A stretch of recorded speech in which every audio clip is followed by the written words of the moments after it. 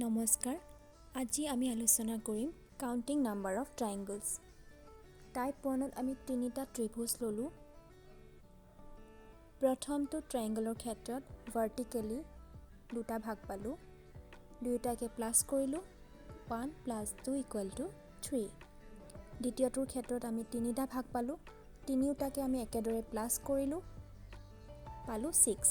তৃতীয়টোৰ ক্ষেত্ৰত ঠিক একেদৰে ভাৰ্টিকেলি কেইটা ভাগ হৈছে সেইটো কাউণ্ট কৰি ল'লোঁ। প্ৰথমতে এইদৰে কাউণ্ট কৰি লৈ আমি প্লাছ কৰি দিলোঁ আৰু এনেকৈ ভাৰ্টিকেলি কেইটা ভাগ হৈছে সেইটো কাউণ্ট কৰি প্লাছ কৰি দিলে টোটেল নাম্বাৰ অফ ট্ৰাইংগলছ আমি উলিয়াব পাৰিম।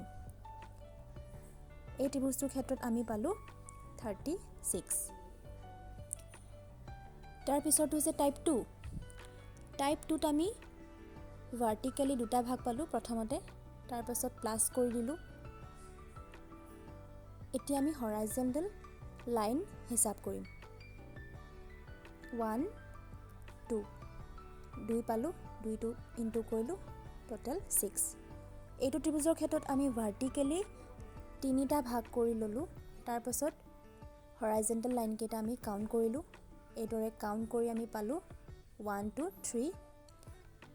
ভাৰ্টিকেলি লাইন যিকেইটা আমি ভাগ কৰিছিলোঁ সেইকেইটা প্লাছ কৰি লৈ হৰাইজণ্টেল কেইডাল ইনটু কৰি দিলোঁ, অৰ্থাৎ 6 × 3 = 18।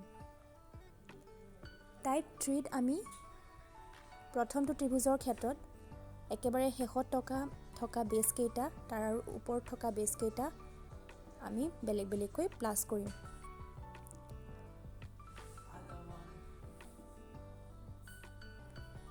এইদৰে প্লাছ কৰি আমি পালোঁ 9। এই ত্ৰিভুজটোৰ ক্ষেত্ৰত আমি চাৰিটা ভাগ পালোঁ ভাৰ্টিকেলি, একেবাৰে তলত আটাইকেইটা প্লাছ কৰি 10 পালোঁ, তাৰ ওপৰত 1 2 প্লাছ কৰিলোঁ = 3, তাৰ ওপৰত 1 + 2 = 3, একেবাৰে শেষত 1 প্লাছ কৰিলোঁ। এতিয়া 10 + 3 + 3 + 1 কৰিলে আমি পাম 17।